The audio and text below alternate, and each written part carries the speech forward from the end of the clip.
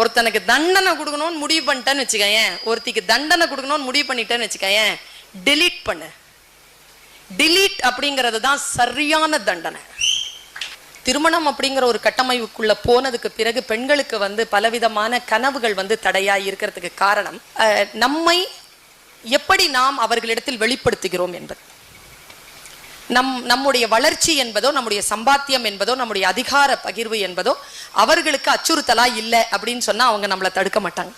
அன்பா இருக்க கத்துக்கணும். அறிவா இருக்கிறது வேற.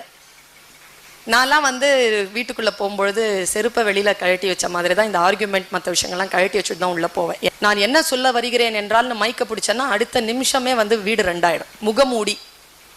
கணவனுக்கு நல்ல மனைவி, மகனுக்கு நல்ல தாய், ஆடியன்ஸ்க்கு ஒரு நல்ல ஸ்பீக்கர், காலேஜில் ஸ்டூடெண்ட்ஸ்க்கு நல்ல டீச்சர், எங்கள் பிரின்சிபல்